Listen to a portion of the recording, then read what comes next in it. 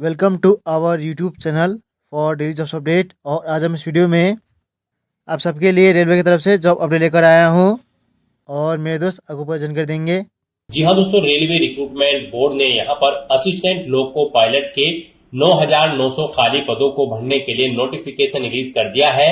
कैसे आप इस भर्ती में पार्टिसिपेट करने के लिए अपने फॉर्म अप्लाई कर सकते हो बिना कोई मिस्टेक किए हुए, इसकी पूरी जानकारी हम आपको स्टेप बाय स्टेप रजिस्ट्रेशन से लेकर प्रिंट तक इस वीडियो में देंगे।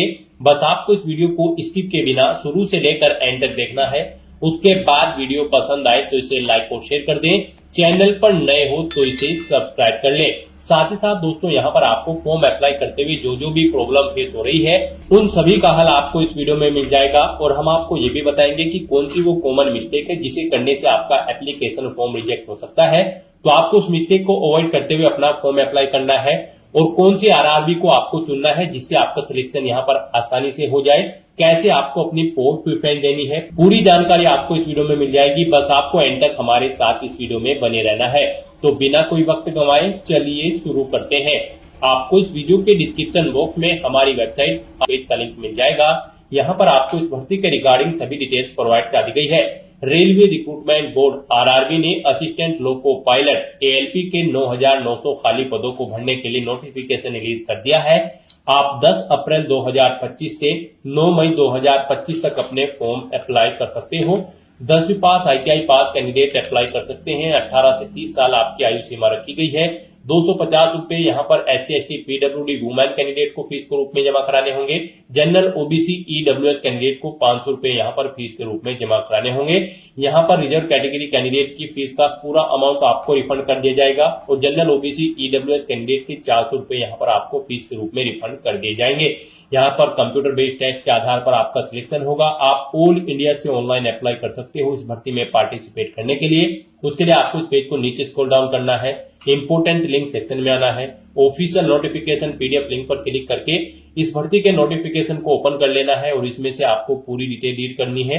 उसके बाद आपको अपना फॉर्म अप्लाई करना है। फॉर्म अप्लाई करने के लिए भी आपको हमारी वेबसाइट के इसी पेज पर ही अप्लाई ऑनलाइन का लिंक दिया गया है। जैसे ही आप इस लिंक पर क्लिक करेंगे तो आपके सामने यहाँ पर आरआरबी का ये ऑफिशियल पोर्टल ओपन हो जाएगा। गाइस, यहाँ पर आने के बाद आपको अप्लाई की स्टेप पर अपना कर्सर लाना है और यहाँ पर अगर आपने पहले से अपना अकाउंट क्रिएट कर रखा है तो आपको यहाँ पर ऑलरेडी हैव एन अकाउंट इस ऑप्शन पर क्लिक करना है। उसके बाद आपके सामने यहाँ पर कुछ इस तरह से इंटरफेस ओपन होगा। अब यहाँ पर आपके सामने दो ऑप्शन है। आप यहाँ पर लॉग इन विद आधार या फिर log in with RRB account, इन दो ऑप्शंस के थ्रू अपने अकाउंट में लॉग इन करके अपना फॉर्म अप्लाई कर सकते हो। और अगर आप यहाँ पर आरआरबी की किसी भी भर्ती के लिए फर्स्ट टाइम अप्लाई करने जा रहे हो तो सबसे पहले यहाँ पर आपको अपना अकाउंट क्रिएट करना होगा। उसके लिए यहाँ पर आपको क्रिएट एन अकाउंट का ये ऑप्शन दिया गया है। आपको इस लिंक पर क्लिक करना है और अपना रजिस्ट्रेशन यहाँ पर कर लेना है, अपना अकाउंट क्रिएट कर लेना है। जैसे ही आप इस ऑप्शन पर क्लिक करेंगे नेक्स्ट आपके सामने ये पॉपअप शो होगा। यहाँ पर आपसे पूछा गया है कि क्या आपने यहाँ पर अपना railway unique registration account create किया हुआ है। ये 9 डिजिट का आपका एक अकाउंट है। अगर आपने ये क्रिएट किया हुआ है तो आपको यस ऑप्शन सिलेक्ट करना है, नहीं किया हुआ है तो यहाँ पर आपको नो ऑप्शन सिलेक्ट करना है।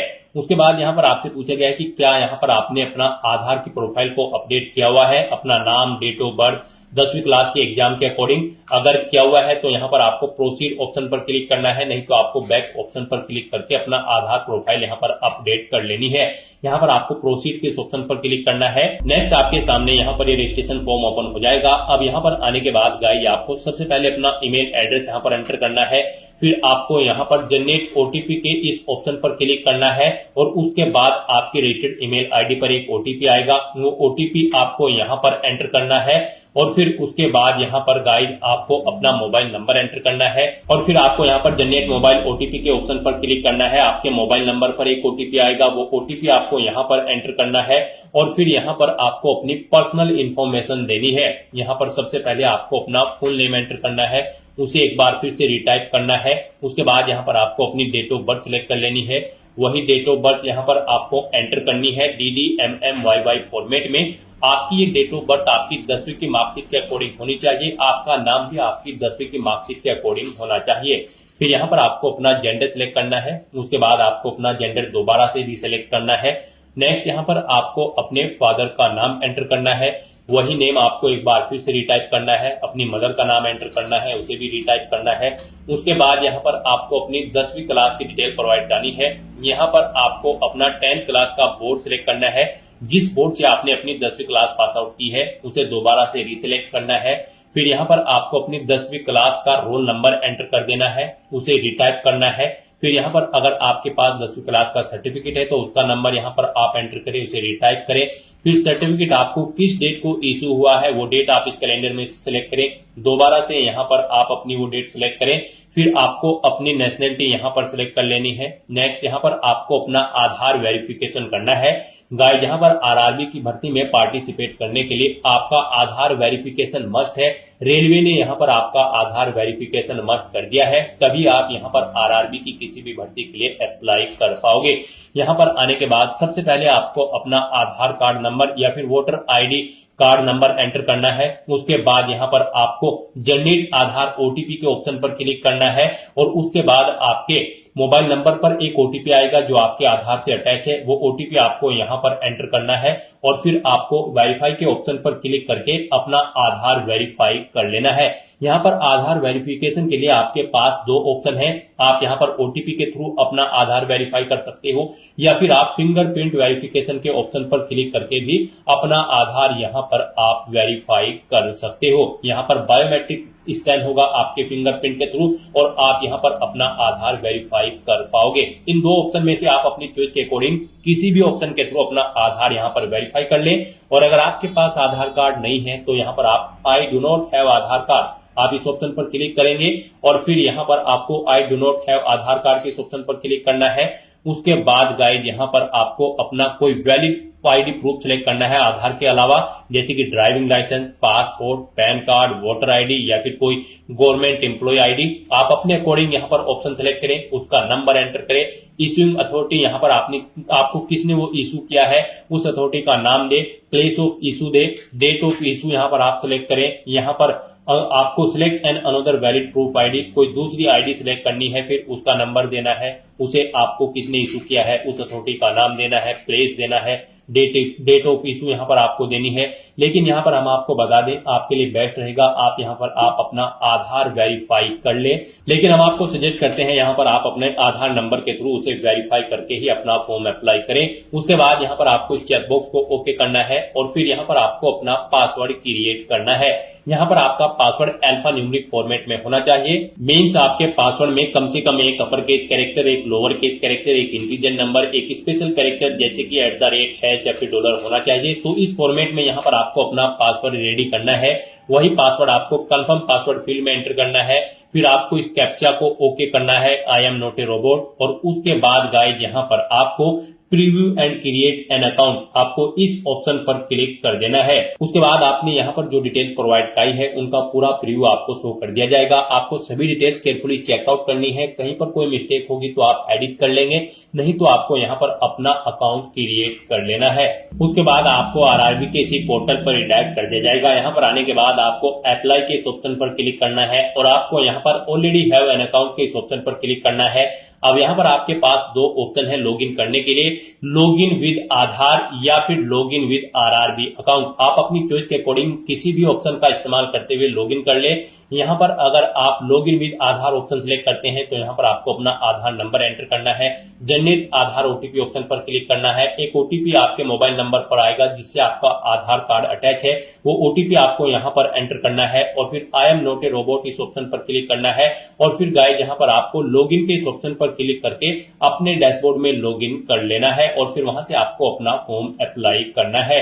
और अगर यहाँ पर आप दूसरे ऑप्शन के थ्रू लॉगिन करना चाहते हैं, लॉगिन विद आरआरबी अकाउंट, आप इस ऑप्शन पर क्लिक करें। उसके बाद गाइस यहाँ पर आपको अपना मोबाइल नंबर या फिर ईमेल आईडी एंटर करनी है, अपना पासवर्ड आपको एंटर करना है जो आपने अभी क्रिएट किया है। फिर आपको इस चेकबॉक्स को ओके करना है और उसके बाद यहाँ पर आपको लॉगिन के इस ऑप्शन पर क्लिक कर देना है और अपने डैशबोर्ड में आपको लॉगिन कर लेना है। लॉगिन करने के बाद आपके सामने कुछ इस तरह से इंटरफेस खुलेगा। यहाँ पर आपको इंस्ट्रक्शंस रीड कर लेने हैं और उसके बाद आपको ऑनलाइन एप्लीकेशन इस टैब पर क्लिक कर देना है।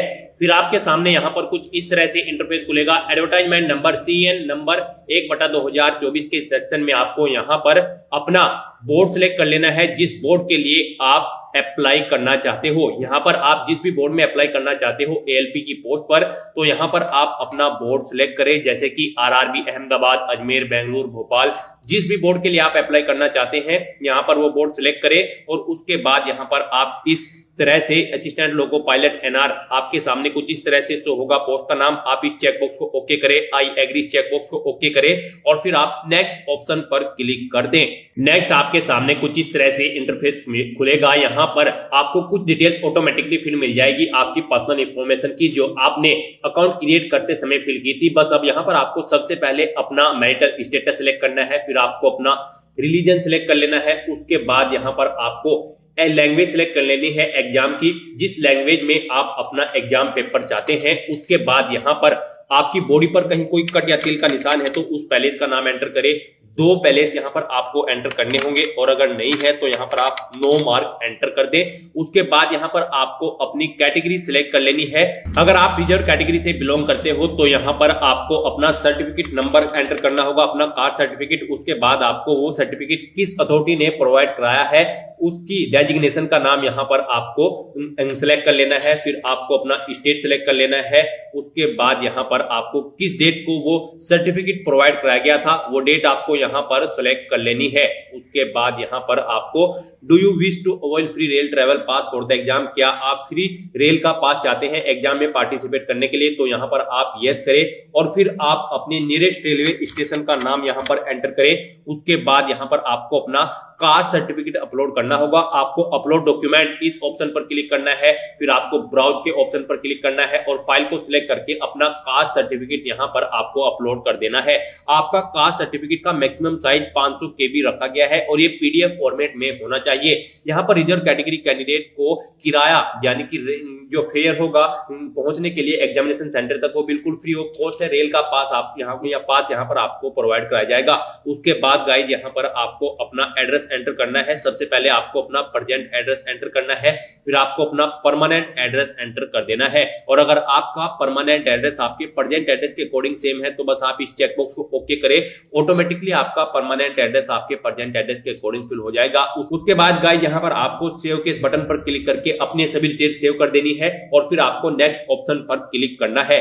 नेक्स्ट यहाँ पर आपसे पूछा गया है कि क्या आप ई सर्विसमैन है, अगर है तो यस करें और फिर उसकी डिटेल दे, नहीं है तो यहाँ पर आप नो ऑप्शन सिलेक्ट कर ले। उसके बाद आपसे पूछा गया है कि क्या आप पीडब्ल्यूबीडी कैंडिडेट है, अगर है तो आपने यहाँ पर अकाउंट क्रिएट करते समय आपसे पूछा गया था वहां पर जो भी आपने ऑप्शन फिल किया होगा उसके अकॉर्डिंग यहाँ पर आपको डिटेल शो कर दी जाएगी। फिर आपसे पूछा गया कि क्या आपके पास ईबीसी सर्टिफिकेट है, अगर है तो यस करें और फिर उसकी डिटेल दे, नहीं है तो यहाँ पर आप नो ऑप्शन सिलेक्ट कर ले। उसके बाद आपसे पूछा गया कि क्या आप रेलवे में सर्विस करते हैं, अगर करते हैं तो यस करें और फिर उसकी डिटेल दे, नहीं करते हैं तो नो ऑप्शन सिलेक्ट करें।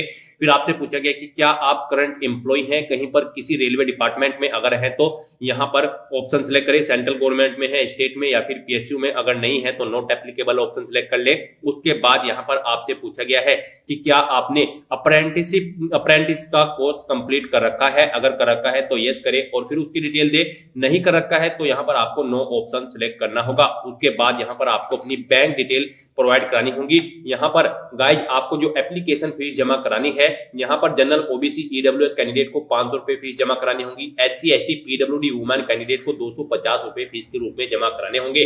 जो जनरल ओबीसी ईडब्ल्यूएस कैंडिडेट है उन्हें 400 रुपए यहाँ पर रिफंड कर दिए जाएंगे और SC ST PWD women candidate को पूरी की पूरी फीस यहाँ पर रिफंड कर दी जाएगी। तो यहाँ पर उसके लिए आपको अपनी बैंक डिटेल एंटर करनी है। सबसे पहले यहाँ पर आपको नेम ऑफ अकाउंट होल्डर, किस नाम से आपका अकाउंट है वो नाम एंटर करें, अकाउंट का नंबर एंटर करें, वही अकाउंट नंबर एक बार फिर से एंटर करें, अपने बैंक का आईएफएससी कोड आप यहां पर एंटर करें। इसके अकॉर्डिंग यहां पर फिर आप कंफर्म ऑप्शन पर क्लिक करें। आईएफएससी कोड एंटर करते ही आपका बैंक का नाम और बैंक का एड्रेस ऑटोमेटिकली यहां पर सिलेक्ट कर लिया जाएगा, यानी कि पिक कर लिया जाएगा। उसके बाद इस तरह से आपको ये सभी डिटेल्स फिल करने के बाद सेव के इस ऑप्शन पर क्लिक करके अपनी सभी डिटेल्स सेव कर देनी है और फिर आपको नेक्स्ट ऑप्शन पर क्लिक करना है। नेक्स्ट यहाँ पर आपको अपनी एजुकेशनल क्वालिफिकेशन की डिटेल देनी है। गाइज यहाँ पर असिस्टेंट लोको पायलट की पोस्ट पर अप्लाई करने के लिए आपका 10वीं क्लास पास होना जरूरी है, प्लस आपके पास आईटीआई की रिलेवेंट ट्रेड के अंतर्गत डिप्लोमा होना जरूरी है। इन ट्रेड के अंतर्गत जो यहाँ पर दी गई है जैसे कि winter electrician, electronics mechanic, fitter, heat engine, इन ट्रेड्स के अंतर्गत आपके पास आईटीआई का डिप्लोमा होना जरूरी है, या फिर गाइज आपका 10वीं क्लास पास होना जरूरी है और कोर्स कंप्लीट होना जरूरी है आपका एसीटी अप्रेंटिस का, या फिर गाइज आपके पास 3 साल का डिप्लोमा होना जरूरी है mechanical, electrical, electronics, automobile engineering, या फिर combination of various streams of this engineering discipline. इनमें से कोई भी क्वालिफिकेशन आपके पास होनी जरूरी है। तो यहाँ पर आपको सबसे पहले अपना स्टेट सिलेक्ट कर लेना है। यहाँ पर स्टेट सिलेक्ट करना है, किस स्टेट से आप बिलोंग करते हो। उसके बाद यहाँ पर आपको अपना डिस्ट्रिक्ट सिलेक्ट करना है। फिर आपको यहाँ पर अपने बोर्ड का नाम देना है, किस बोर्ड से आपने अपनी 10वीं क्लास पास आउट की है। उसके बाद यहाँ पर डेट ऑफ पासिंग आपको बताना है, कब आपने पास आउट की है अपनी 10वीं क्लास। उसके बाद यहाँ पर आपको अपना रोल नंबर एंटर करना होगा 10वीं का, और फिर आपको ऐड के इस बटन पर क्लिक कर देना होगा। इस तरह से यहाँ पर आपकी 10वीं क्लास की डिटेल ऐड हो जाएगी। उसके बाद यहाँ पर अगर आपने आईटीआई कर रखी है, या फिर 3 साल का डिप्लोमा है, या फिर एनएससी का सर्टिफिकेट है, तो आप यहाँ पर जो भी आपके पास है वो ऑप्शन सिलेक्ट करें। आईटीआई अगर आप सिलेक्ट करते हो तो फिर यहाँ पर आपको अपनी ट्रेड सिलेक्ट करनी है। फिर आपको यहाँ पर अपना स्टेट सिलेक्ट कर लेना है, अपना डिस्ट्रिक्ट आपको सिलेक्ट करना है। उसके बाद यहाँ पर आपको इंस्टीट्यूट का नाम देना है जिससे आपने अपनी आईटीआई का डिप्लोमा पास आउट किया है। फिर आपको पासिंग डेट यहाँ पर सिलेक्ट करनी है, कब आपने पास आउट की है अपनी आईटीआई, वो यहाँ पर आप सिलेक्ट करें। उसके बाद सर्टिफिकेट आपको किससे मिला है, आपकी आईटीआई का एनसीवीटी या फिर एससीवीटी से। उसके बाद आपको अपने सर्टिफिकेट का टाइप यहाँ पर सिलेक्ट कर लेना है, ये नेशनल ट्रेड सर्टिफिकेट है या स्टेट ट्रेड सर्टिफिकेट है। इस तरह से अपनी ये आईटीआई की डिटेल फिल करने के बाद आपको ऐड के इस बटन पर क्लिक करना है और अपनी आईटीआई की डिटेल भी यहाँ पर ऐड कर देनी है। और अगर आपसे कोई मिस्टेक हो जाती है तो यहाँ पर आप एडिट कर सकते हो, या फिर अपनी डिटेल्स को आप डिलीट भी कर सकते हो। इस तरह से अपनी ये एजुकेशनल क्वालिफिकेशन की डिटेल फिल करने के बाद अब आपको नेक्स्ट ऑप्शन पर क्लिक करना है। उसके बाद यहाँ पर गाइस आपके सामने कुछ इस तरह से इंटरफेस खुलेगा। अब यहाँ पर आपको अपने कुछ डॉक्यूमेंट्स अपलोड करने हैं। यहाँ पर आपको अपना फोटो और सिग्नेचर अपलोड करना है। आपका फोटो यहाँ पर 30 KB से 70 KB के बीच में होना चाहिए, ये जेपीजी या फिर जेपीजी फॉर्मेट में होना चाहिए। सिग्नेचर भी आपके 30 से 70 KB के बीच में जेपीजी या फिर जेपीईजी फॉर्मेट में होने चाहिए। तो यहाँ पर आपको ब्राउज के इस ऑप्शन पर क्लिक करना है, फाइल को सिलेक्ट करना है और अपना फोटो सिग्नेचर अपलोड कर देने हैं। आपको इनको अपलोड करने के बाद आपको अपलोड एंड सेव ऑप्शन पर क्लिक करके इन्हें सेव कर देना है और फिर आपको नेक्स्ट ऑप्शन पर क्लिक करना है। नेक्स्ट आपके सामने कुछ इस तरह से इंटरफेस खुलेगा। अब यहाँ पर आपको एग्जामिनेशन ट्रेड के पार्ट बी और सीबीटी 2 के लिए यहाँ पर अपनी ट्रेड सिलेक्ट कर लेनी है। आप सीबीटी 2 में भी फिटर के लिए ही अप्लाई करना चाहते हो, फिर आपको यहाँ पर अगर आप अपना बोर्ड चेंज करना चाहते हो तो बोर्ड चेंज कर सकते हो। Click here to change RRB zone, RRB का जोन आप यहां पर चेंज कर सकते हो। नहीं करना है तो आपको इस चेकबॉक्स को ओके करना है। डिक्लेरेशन सेक्शन में आना है, इन सभी डिटेल्स को रीड आउट करना है, इस चेकबॉक्स को ओके करना है। यहां पर पैलेस में आपको अपना पैलेस एंटर कर देना है। उसके बाद आपको प्रीव्यू एप्लीकेशन लिंक पर क्लिक करना है। उसके बाद आपको आपके एप्लीकेशन फॉर्म का पूरा प्रीव्यू यहां पर शो कर दिया जाएगा। आपको सभी डिटेल्स केयरफुली चेकआउट करनी है। इस पेज को नीचे स्क्रॉल डाउन करना है। कहीं पर कोई मिस्टेक है तो आप एडिट बटन पर क्लिक करके एडिट कर सकते हो, नहीं तो आपको इस चेकबॉक्स को ओके करना है और सबमिट बटन पर क्लिक कर देना है।